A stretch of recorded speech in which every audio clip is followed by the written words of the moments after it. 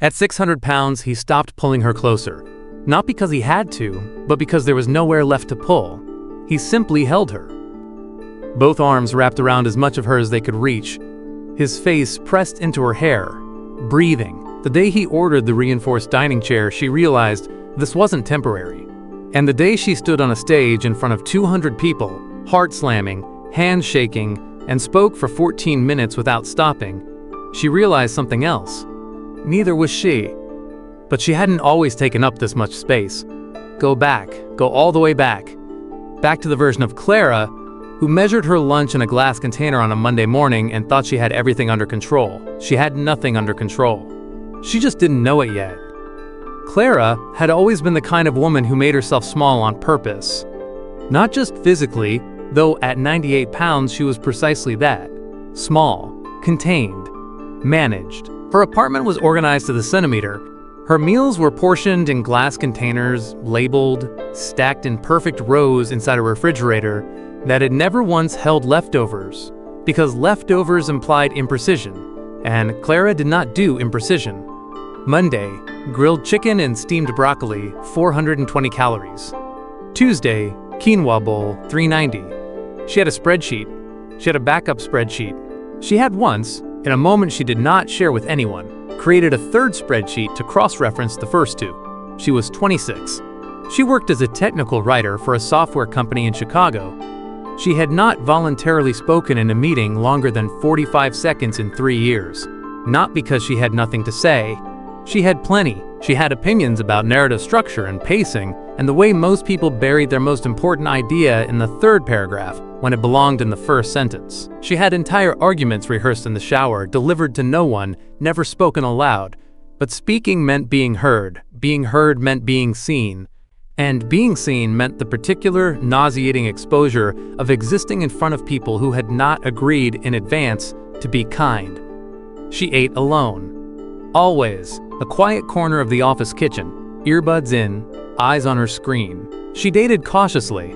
One man, 2 years ago, who told her she was too quiet on their third date and never called again. She kept men at arm's length not because she didn't want love, but because love required you to be loud sometimes, to say things before you'd finished editing them. Clara preferred editing. Clara preferred control. Then her manager, Sandra, a well-meaning woman who solved everyone's problems with the same solution, announced at the department meeting that she had signed the whole team up for a public speaking club. Toastmaster style, Sandra said.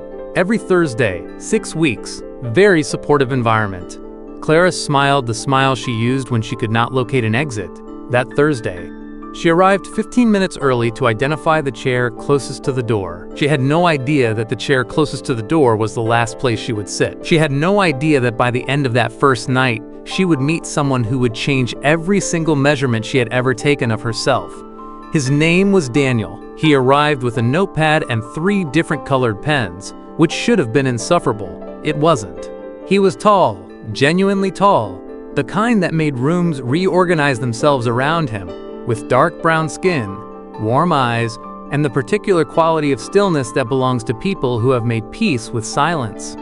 Which was ironic, given the room they were in.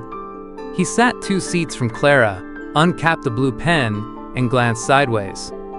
"First time," he asked. "Is it that obvious? You're sitting nearest the exit," he said. "Smart." She almost laughed. Almost. The first session was an exercise in controlled disaster. 2 minutes, any topic. Clara stood, said 43 words about paragraph structure and technical documentation, sat down, and spent the next 10 minutes staring at her hands. The tips of her fingers were white. After the meeting, the group went to a nearby restaurant. Clara had already planned her exit. Then Daniel appeared beside her. "You comin'? Early morning." 2 hours, he said. "Also, you didn't finish your thought up there, about paragraph structure. I wanted to hear the rest." She went. She ordered a small salad, as she always did.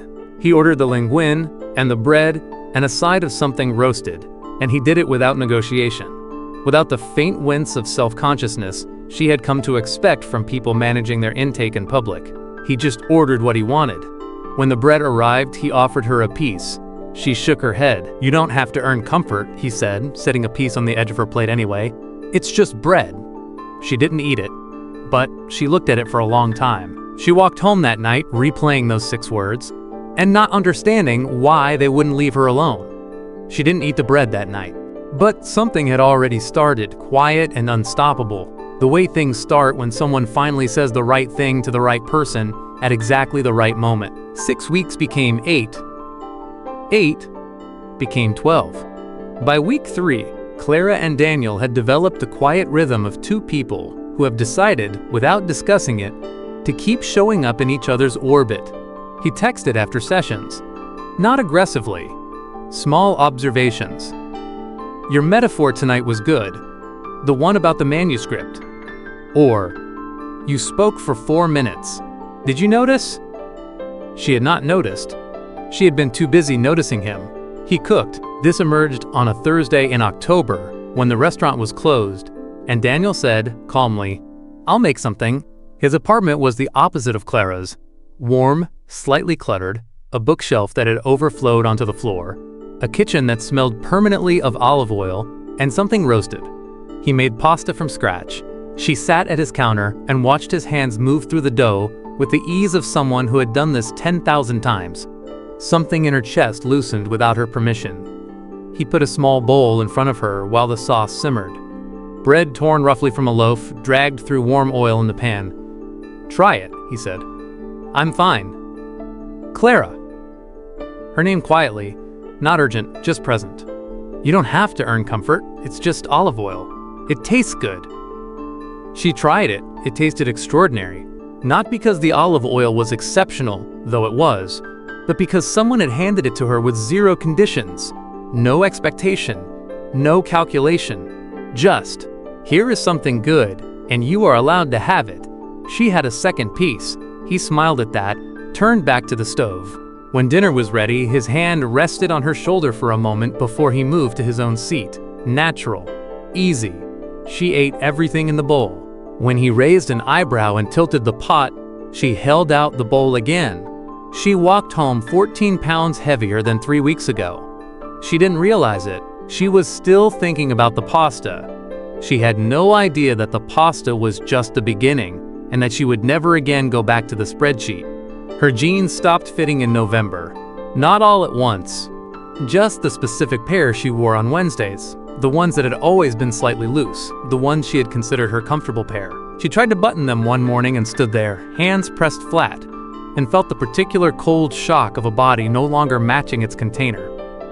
She stepped on the scale. 142 pounds. 44 pounds since September. She sat on the edge of the bathtub. The cold of the porcelain came through her pajamas. She sat there for several minutes without moving. In the back of her mind, the old voice. Calculate, restrict, correct. She knew exactly how to do it. She'd been doing it since she was 19. The spreadsheet was never more than 3 decisions away. She opened her phone, opened MyFitnessPal, stared at the empty tracking page. Her finger hovered. Then Daniel knocked on her door. He was picking her up for the speaking session, and she put the phone down and answered it without logging a single thing. At the session, when she got back to her apartment, the app was still open. She stared at it for a long time. Then she deleted it. She told no one, not even Daniel. But she stood in the kitchen afterward and made herself a cup of tea, and ate a biscuit from the tin she had bought and not yet opened, and she stood at her own counter in her own kitchen and let herself have it. A few days later, when she wore a different shirt because the first was too tight, Daniel noticed. She felt him notice. The particular attention of someone deciding what to do with what they see. She braced. He reached out and squeezed her hip gently with one hand. "I like this," he said. "Just that. No preface, no qualification, not even a full sentence. You're more present," he added, as if that explained everything. "You look like someone who's been eating, and not just food." He went back to unpacking the takeout containers. She stood in the kitchen doorway, recalibrating everything. She had spent years measuring herself against an invisible standard. For the first time, someone had looked at the measurement and said, "I prefer this." Week 11 of the speaking club, and Clara stood at the front of the room with a 5-minute speech she had written, deleted, rewritten, and nearly abandoned the night before. It was about silence. about how she had spent most of her adult life treating quiet as a survival strategy rather than a choice, about the difference between being contained and being safe, about arriving at this room 11 weeks ago with 43 words and an exit plan, and what had happened since. She was nervous in a way that had physical weight to it. Her hands were shaking. Her voice came out higher than usual on the first sentence. Then it leveled. She spoke for 5 minutes and 40 seconds. She went over time. Nobody stopped her. When she finished, the room was quiet for a beat. The particular quiet of people who have just heard something true and need a moment before they can respond to it. Then someone clapped. Then everyone clapped. Daniel, sitting in his usual chair, notepad open, blue pen uncapped, was smiling at her with the unhurried warmth of someone who had been waiting for this and was not remotely surprised by its arrival. "See?" he said quietly when she sat down. "You had something to say." "I was terrified," she said. "I know," he said. "And you did it anyway. That's the whole thing, Clara. That's the whole thing." After the meeting, the group went to dinner. Clara ordered the pasta. She ordered dessert without being asked twice. She sat in the middle of the table instead of the edge, and when someone asked her to tell the story again, the part about arriving at the first session with a seating exit strategy, she told it, and the table laughed, and she laughed too. 175 pounds. Her voice had found a room to live in. She didn't know yet that by summer, people would stop recognizing her in elevators. She didn't know that the version of herself standing in that restaurant, laughing, taking up space, ordering dessert, would become the before version of something much larger. By spring, the changes were impossible to ignore. Clara had grown through the long winter evenings in Daniel's kitchen and at restaurant tables with the speaking club group. Steadily, substantially. She was softer now. Her coat from last year lived in the back of the closet. The face in the mirror was fuller, rounder. Open in a way it hadn't been before, people had started noticing. A colleague stopped her in the office hallway. "Clara, are you okay? You look so different." A friend from college texted, "Hey, I saw your Instagram. Is everything all right?" Sandra pulled her aside after a team meeting.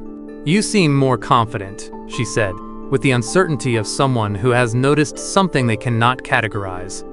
"I've been speaking more," Clara said, "in general." Then came the family dinner in March. Her sister looked at her across the table with the expression of someone who has decided they are going to say the thing. "Clara, you've gained a lot of weight. A lot. Is this healthy? Are you eating properly?" "I'm eating," Clara said. "Properly. With people. I feel better than I have in years." "It doesn't look like better," her sister said quietly. The table went still. Clara drove home in silence. She sat in her apartment and did not turn the lights on for a while. She sat in the dark and thought about her sister's face. Not cruel, not malicious, just worried in the specific way of someone who loves you and is afraid of what they see.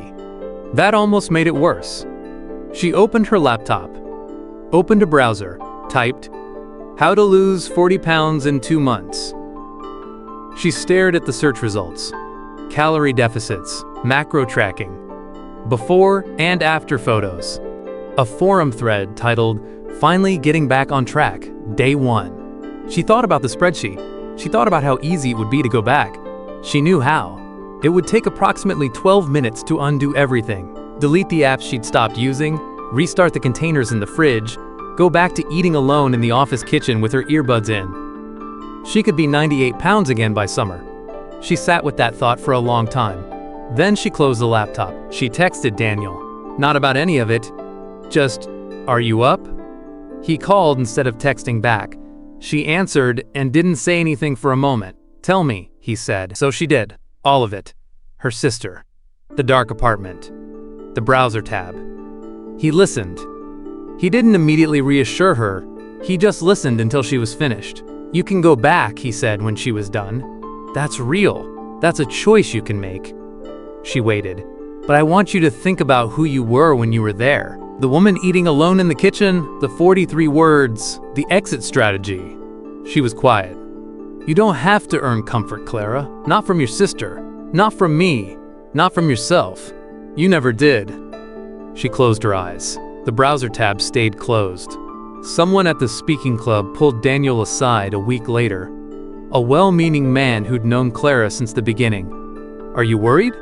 She's changed so much." "I'm not letting anything happen," Daniel said. "She's becoming. There's a difference." The man opened his mouth, closed it.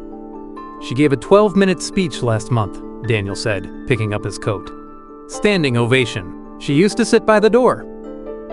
The internet was about to have a much louder opinion. And Clara, for the first time in her life, was going to have to decide whether other people's measurements of her still mattered. The regional speaking competition was held in a hotel ballroom in April. Formal. Judges. A program. People in their best clothes milling around a pre-event buffet. Clara wore a green dress she had bought specifically for this occasion. She was 300 pounds. The aisle between the rows of chairs was narrow enough that she moved through it carefully, aware of the space she was navigating. At the registration table, a standard folding chair sat behind the check-in desk. Daniel, without pausing the conversation, moved the folding chair aside, found the bench against the wall, positioned it quietly, and held it while she sat. A few people glanced. He didn't notice them, or he noticed and decided they weren't worth noticing. With Daniel, it was sometimes hard to tell, and that was part of what she loved. She was fourth on the program. Her speech was called "The Space Between Words," about silence as communication, about the things people don't say, about learning to speak not despite fear but through it. 6 weeks of work. She knew every line. Standing backstage before they called her name, she lost every single one. Her mind went completely blank. Not performance nerves. Total erasure. She stood behind the curtain with 2 minutes until her name was announced and thought, "I cannot do this. I have forgotten everything I know how to say." Daniel found her. He didn't run through key points. He didn't ask if she'd reviewed her notes. He stood with her, his hand on her arm, and said, "You don't have to earn this. You already belong up there." She walked out. She spoke for 14 minutes. The room was still, the particular still of 200 people leaning in simultaneously. When she finished, there was a beat of silence. Then the room stood up. She looked at Daniel in the third row. He was standing, blue pen still in hand, smiling at her with the full warmth of someone who had been expecting this all along. He posted a photo of her at the podium that night. No filter, no strategic framing, no carefully chosen angle. Just her, full, present mid-sentence, alive, and a caption that said only, "That's my person." By morning, the post had thousands of comments. Some of them were beautiful. "This is everything." "She's glowing." "That face, I want to be that confident." Some of them were not. "Is he serious?" "This is unhealthy. Someone needs to say it. She was probably so pretty before." And then, beneath all of it, "You're letting this happen?" Daniel read every comment. He did not respond to most of them. But to that one, that specific one, he typed calmly, "I'm not letting anything happen. She's becoming. There's a difference." The reply got more engagement than the original post. Some people called it empowerment. Others called it self-destruction. The comments section ran for days. Clara read all of it, in bed, on her phone, with Daniel asleep beside her, and felt something shift in her chest. Not anger, not hurt, but a kind of settling. Like a building finding its foundation, they could say whatever they wanted. She had stood at a podium and a room had risen to its feet. Let them talk. But the internet had only just found her. And at 480 pounds, the world was about to have a great deal more to say. Summer came, and with it a renegotiation of space. Clara was 480 pounds by July. The world was not always designed with her in mind. She had learned this in 1,000 small, unrelenting ways. Booths at restaurants, standard chairs, turnstiles, airplane seats, the way certain rooms required advanced mapping, a quiet calculation of whether she would fit and how much it would cost her to try. Daniel had begun making adjustments. The dining chairs in his apartment had been replaced over several months, one by one, then all of them, solid and reinforced and cushioned in deep green. The kitchen had a new counter stool. The couch had been upgraded, wider, lower, structured to support more weight, positioned with a clear path from the door. He had done all of it without announcement, without making it a project, without asking permission. She noticed each change quietly. One evening she finally said, "You've been doing all of this." He said, not looking up from his book. The chairs, the couch, You deserve to be comfortable in a space, he said. Everyone does. She looked at him for a moment. You make it sound very simple. It is simple, he said. Then he set down the book. The other parts aren't simple. She waited. He was quiet for a moment. The deliberate quiet of someone choosing words carefully, not the casual quiet of someone with nothing to say. I was scared once, he said. Not of you, not of how you look or how much space you take or what anyone says about it. He paused. I was scared that I couldn't protect you from people, that I couldn't be enough of a shield. She didn't say anything. I'm not scared of that anymore, he said. You don't need a shield. You need someone who stands next to you while you handle it yourself. Which you do, which you keep doing. He picked up the book again. But I wanted you to know I'm not some perfect person who never doubted anything. I had a moment. I just decided it wasn't the moment that got to define us. She sat with that for a long time. Then she said, thank you for telling me that. You don't have to thank me, he said. You don't have to earn honesty either. She almost laughed. He slowed his pace when they walked, not with visible patience, not dragging behind her with martyred forbearance, but genuinely adjusting, the way you adjust to any person you have decided to keep pace with. His hands moved differently when he held her. He would rest his head against her, the full warm weight of it, and say she felt grounded, like somewhere worth being. You don't have to move fast anymore, he told her one slow Saturday morning. I spent years moving fast to take up less space, she said. I know, he said. I could tell. Take your time. At 480 pounds, Clara had stopped running from herself. And the world, the watching, commenting, opinionated world, was about to hear exactly what she had to say about that. The speaking club held its one-year anniversary showcase in September. Every member who had stayed through the full year was invited to give a final speech, anything they wanted, as long as it was true. Clara had been the most changed of all of them, in more ways than one. Sandra came. Clara's sister came. She had called ahead, and the call had been long and complicated, but she came.